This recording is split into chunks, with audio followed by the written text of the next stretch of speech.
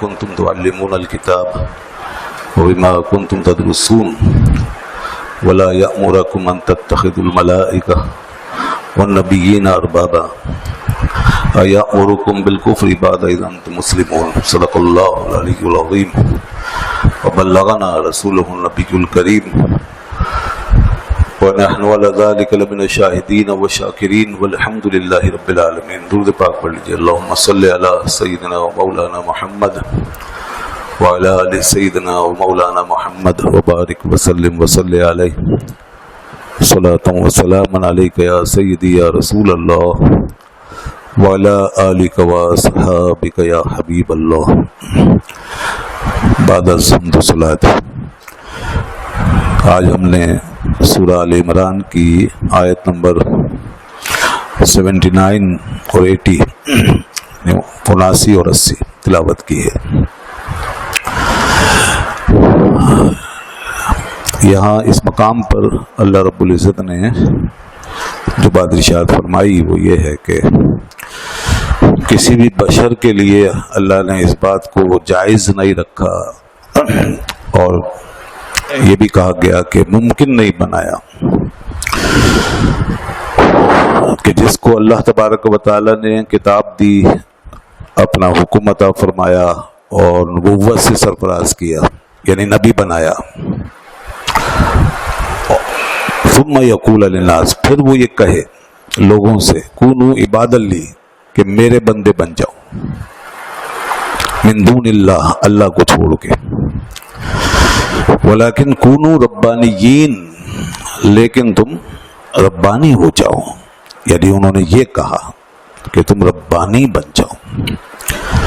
بما کنتم تعلمون الکتاب وبما کنتم تدرسون، بوجہ اس کے، بسبب اس بات کے کہ تم سکھاتے ہو کتاب کو اور اس وجہ سے کہ تم اس کو خود پڑھتے ہو.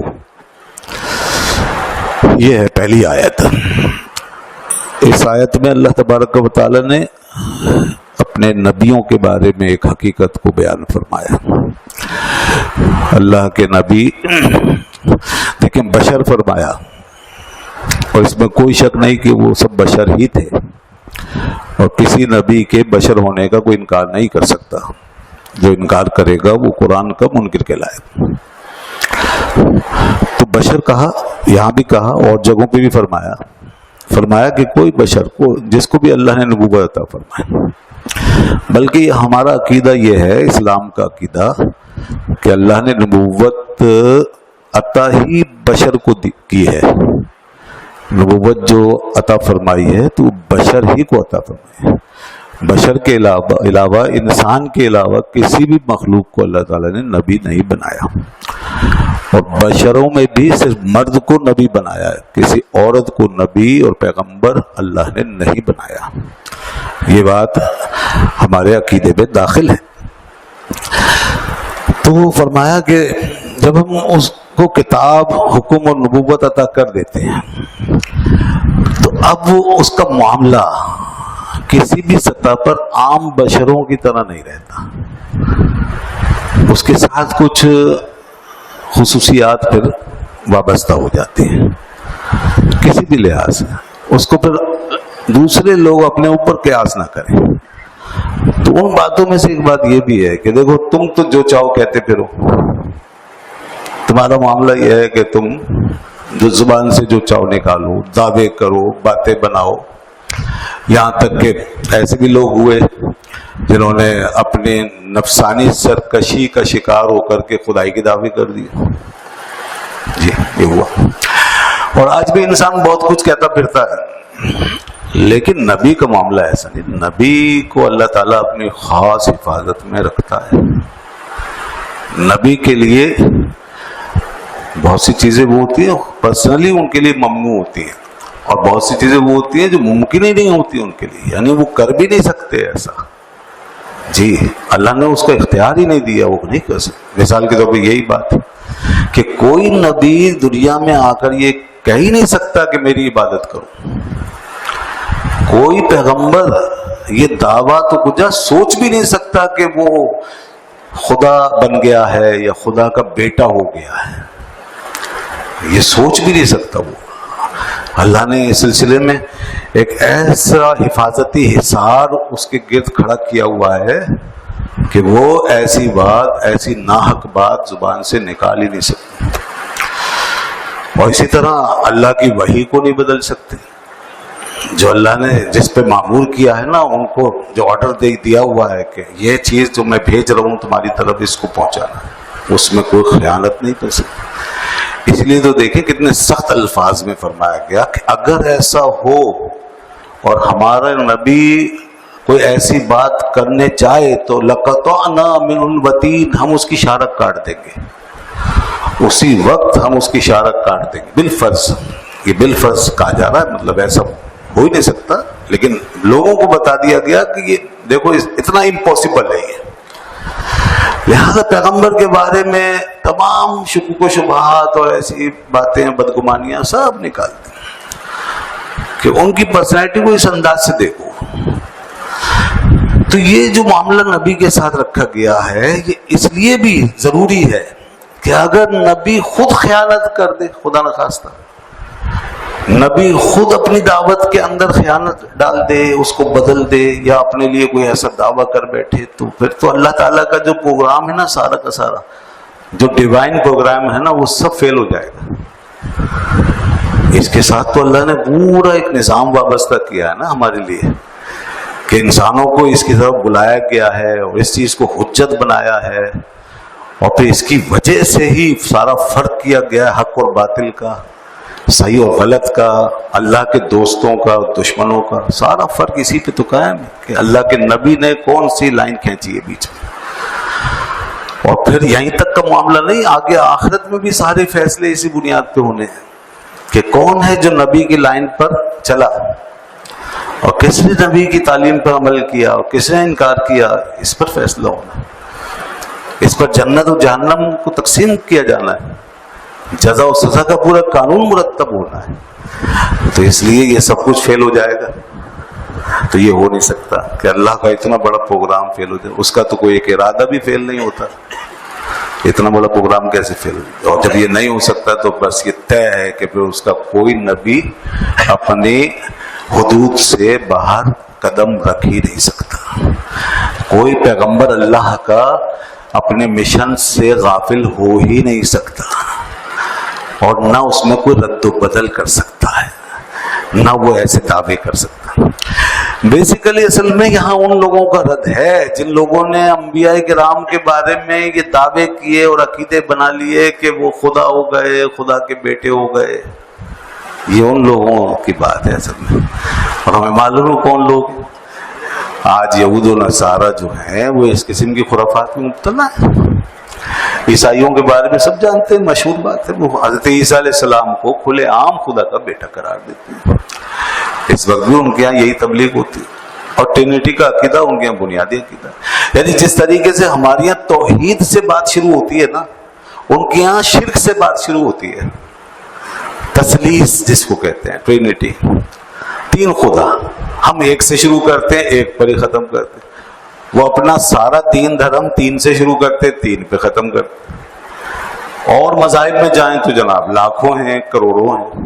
ہندوؤں میں دیکھیں آپ اور دیگر مذاہب میں، وہ تو لاکھوں سے شروع کرتے ہیں، لاکھوں پہ جا کے ختم کرتے ہیں. تو یہ سارے مذاہب اس لیے اپنی بیسک میں اسلام سے مختلف ہو گئے ہیں.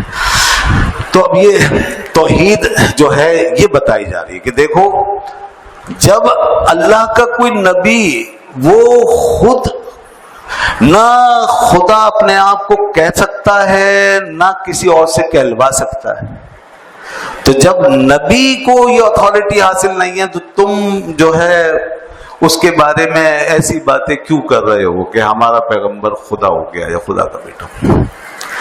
بلکہ میں آپ کی خدمت میں عرض کروں، پیغمبر کی شان تو یہ ہے، خدا کہلوانا تو بہت دور کی بات ہے جناب.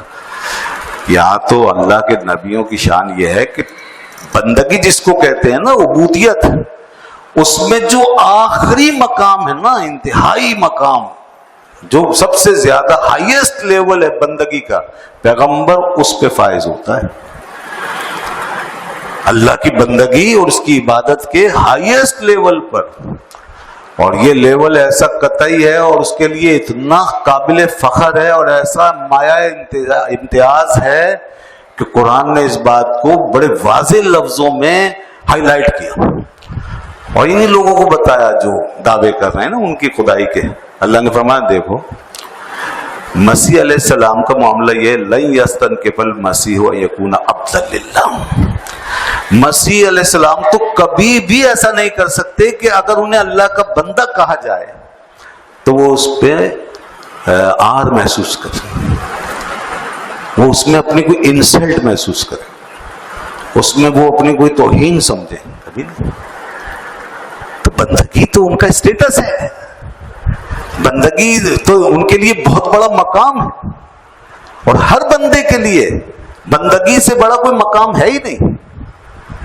اور بندے کی جو اصل ریئل پہچان ہے نا, جو اس کی حقیقی شان ہے, وہ بندگی ہے. باقی اس بندگی کے صلے میں جو کچھ اللہ تعالیٰ کی طرف سے عطا ہوتا ہے وہ سب بندے کے لیے حقیقت نہیں, مجاز ہے. وہ شان حقیقت میں اس کی نہیں ہو سکتی, وہ تو اللہ تعالیٰ نے اپنے فضل سے اس کو نواز دیا.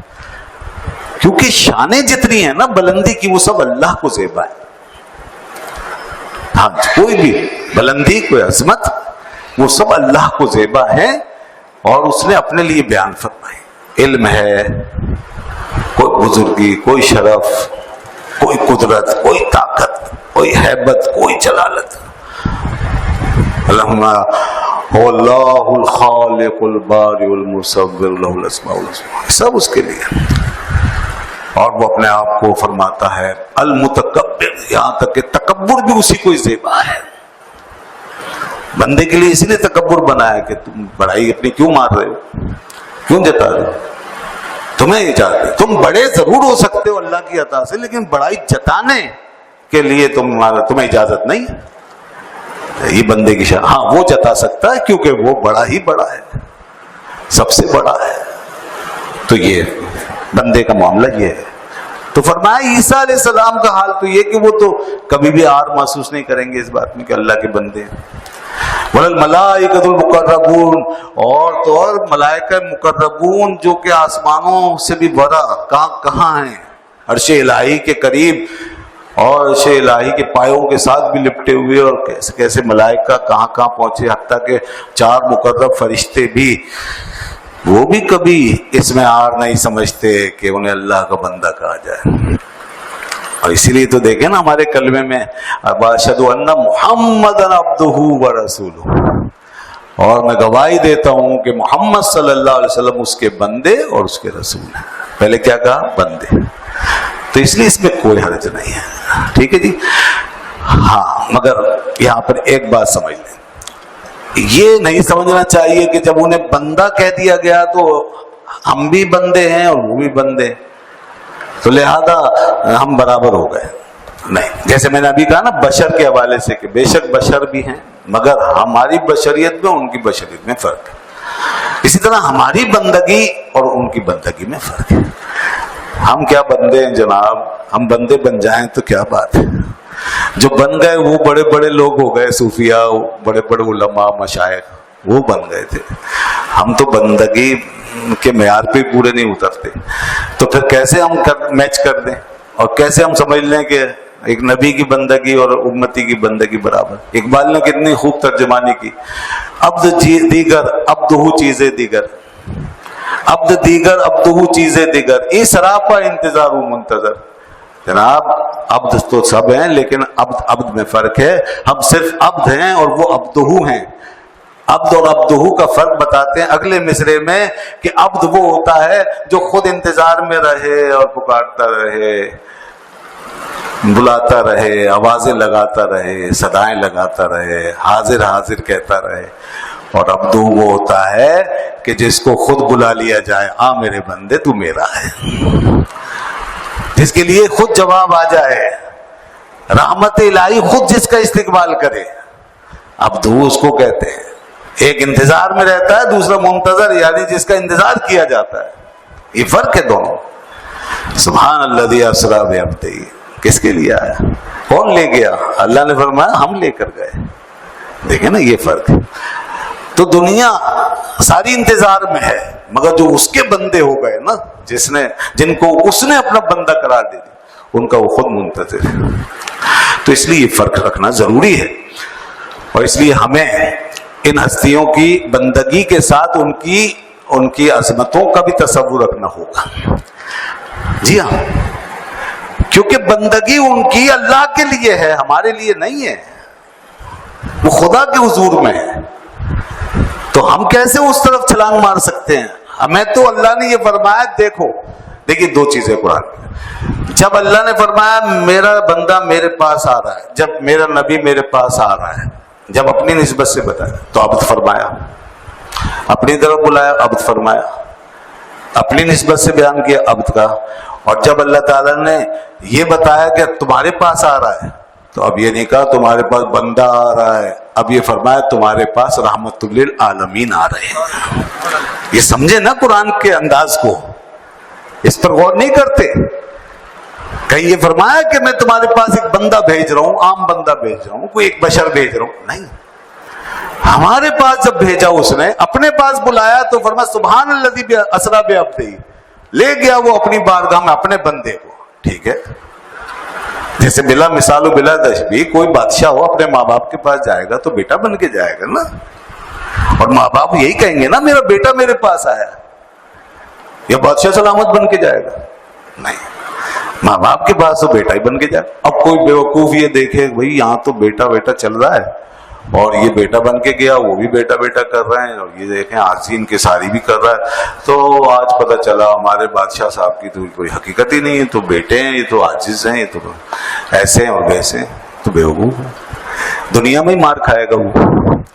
تو کیا ایسے لوگ اللہ کی سزا نہیں پائیں گے کہ جو یہ اس طرح اس کے معاملے کو اپنے اوپر قیاس کر رہے ہیں، اس کی بارگاہ میں حاضری کو جو ہے یہاں اپنے حوالے سے بیان کر رہے ہیں، وہاں کی عاجزی کو یہاں کوٹ کر رہے ہیں۔ وہاں کی عاجزی ہے، وہ اس کی بارگاہ میں حاضری ہے، وہاں گئے ہیں تو بندے بن کے گئے ہیں، یہاں جب آئے ہیں تو اب ایک بات کرو، اب رحمت عالم بن کر آئے ہیں، اب سراج منیر بن کر آئے ہیں، اب سید الانبیاء بن کر آئے ہیں۔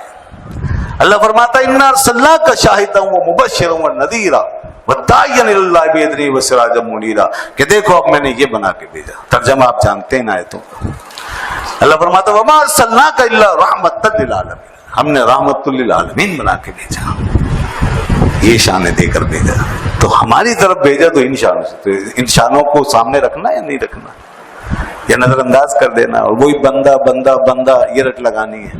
نہیں، بندہ سمجھنا ضرور ہے کہ اللہ کے بندے ہیں، مگر ہمارے لیے کون ہے؟ ہمارے آقا و مولا ہے، ہمارے لیے تو آپ مقام محمود پہ فائز ہیں، ہمارے لیے تو وسیلہ عظمیٰ ہے، سب سے بڑا وسیلہ ہے ہمارے لیے تو یہ ہے۔ اعلیٰ حضرت نے دیکھے نا کتنی شاندار بات کی، لوگ سمجھتے نہیں ہیں، انہوں نے تو سارا عقیدہ واضح کر دیا کہ سرور کہوں کہ مالک و مولا کہوں تجھے، سرور کہوں کہ مالک و مولا کہوں تجھے، باغ خلیل کا گل زیبا کہوں تجھے، اور مختصر آخری شعر، تیرے تو بس عیب تناہی سے ہیں بری، تیرے تو بس عیب تناہی سے ہیں بری، حیراں ہوں میرے شاہ میں کیا کیا کہوں، لیکن رضا نے ختم سخن اس پہ کر دیا، خالق کا بندہ اور خلق کا آقا کہوں تجھے، بس اس پہ مکمل ہو گیا دین،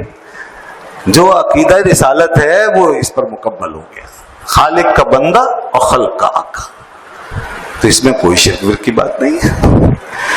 تو اگر ادھر سے ہٹایا تو غلط ہوگا، ادھر سے ہٹایا تو غلط ہوگا، یہ کیا پچھلے مذاہب کے لوگوں نے، ادھر سے بندگی سے نکالا خدا بنا دیا، یہ غلط ہو گیا، یہ شرک ہے۔ اور اسی طرح کچھ لوگوں نے ادھر سے کچھ مقامات یہ وہ ماننے سے انکار کیا اور سمجھا کہ نہیں یہ شرک ہے، اس طرح کہنا، آقا و مولا کہنا، بہت تعریف کرنا، بات کرنا شرک ہے، یہ وہ، یہ بھی غلط ہے، یہ بھی صحیح نہیں۔ تو صحیح چیز جو ہے، صحیح عقیدہ وہ یہ ہے، وہ جو ہے وہ یہ ہے کہ ادھر بھی ان کی شان دیکھو، وہاں شان بندگی ہے، اور ادھر بھی ان کی شان دیکھو، یہاں شان آقائی و مولائی ہے، ادھر شان بندگی ہے، ادھر شان آقائی۔ اور گویا کہ اللہ نے وہ شان اور یہ شان دونوں کو اس طریقے سے جوڑا ہے کہ وہ شان لینے والی بنائی ہے، یہ شان دینے والی بنائی ہے۔ اور حقیقت یہی ہے کہ بندہ بندگی کے مقام پر فائز ہوتا ہے تو وہاں سے لیتا ہے، اور جب اس کی طرف سے کچھ بنایا جاتا ہے تو یہاں کے دیتا ہے۔ یہ جبھی تو ہوگا یہ سارا ایکسچینج، وہاں سے لینے اور یہاں دینے کا سارا معاملہ ہو۔ اس لیے اب جو وہاں سے کاٹے گا اس کو بھی کچھ نہیں ملے گا، اور جو یہاں سے کاٹے گا اس کو بھی کچھ نہیں ملے گا، ملے گا اسی کو جو وہاں سے بھی جوڑے گا اور یہاں سے بھی جوڑے گا۔ خواص اس برزخ کبریٰ کو ہے حرف مشدد کا۔ اب اس شعر کو کھولوں گا تو بات لمبی ہو جائے گی، بس جس نے سمجھ لیا سمجھ لیا۔ خواص اس برزخ کبریٰ کو ہے حرف مشدد کا۔ حرف مشدد جیسے آگے پیچھے جوڑا ہوتا ہے، بس اتنا سمجھ، یہ شان ہے برزخ کبریٰ۔ تو فرمایا میرے کسی نبی کی یہ شان نہیں کہ وہ تم سے یہ کہنے لگے کہ میری عبادت کرو، میری نہیں۔ دیکھیں جناب، ہمارے نفسوں میں یہ چیزیں آ جاتی ہیں عام طور پہ۔ وہ ٹھیک ہے کہ ہر سے خدائی کا دعوے دار تو نہیں ہے، لیکن نفس جو ہے نا، یہ اس کا پیٹرن وہی ہے۔ یہ نفس جو ہے یہ انا سے شروع ہوتا ہے اور فرعون پہ جا کے ختم ہوتا ہے۔ جی ہاں، یاد رکھیے، اس کو بنایا اسی طرح گیا ہے، بس اسی سے تو مقابلہ کرنا ہے۔ تو اس لیے کہتے ہیں اپنی انا کو روک کے رکھو، ورنہ آگے جا کے فرعون بن جائے گی۔ مولانا روم نے فرمایا تھا ہمارے نفسوں کو وہ چیزیں حاصل نہیں ہیں جو فرعون کو حاصل ہو گئی، اس لیے اس نے تو خدائی کا دعویٰ کر دیا مگر ہم نہیں کر پا رہے۔ وہ کریں گے کس منہ سے؟ لیکن نفس کے اندر ہے، اس سے غافل نہ ہو، نفس میں وہ چیز بھری ہوئی ہے۔ تو اس لیے یہ نفس جو ہے نا ہمارے اندر تو اس طرح مچلتے ہیں، مگر اللہ نے اپنے نبیوں کے نفسوں کو پاک کر دیا، ان کے نفس نہایت پاک ہے۔ اسی طرح وہ کامل اولیاء کرام جو آگے آ رہے ہیں ربانیین، جب وہ اپنے نفسوں کو مار دیتے ہیں نا اور ان کو پوری طرح کنٹرول کر لیتے ہیں، جس کو سیلف کنٹرول کہتے ہیں، جب یہ سیلف کنٹرول حاصل ہو جاتا ہے تو پھر وہ بھی محفوظ ہو جاتا ہے۔ اس لیے اولیاء محفوظ کہلاتے ہیں۔ محفوظ ہونے کا مطلب یہ کہ اندر جو برائی کی جڑ ہے نا وہ اکھڑ گئی ہے، اور جو اندر حیوان ہے نا وہ بند گیا ہے، نفس کا حیوان بند گیا ہے، اب وہ پابند سلاسل ہو گیا، اس کے گلے میں رسی پڑ گئی، لہذا اب وہ محفوظ ہو گئے۔ محفوظ اس لیے ہو جاتے ہیں۔ تو یہ بھی بڑا مقام ہے، یہ اولیاء کی شان ہے کہ جو محفوظ، اور انبیاء کی شان ہے معصوم ہونا، اولیاء کی شان ہے محفوظ ہونا۔ تو بہرحال ہمارے نفسوں میں یہ بگاڑ ہو سکتا ہے لیکن انبیاء کے نفسوں میں نہیں ہے۔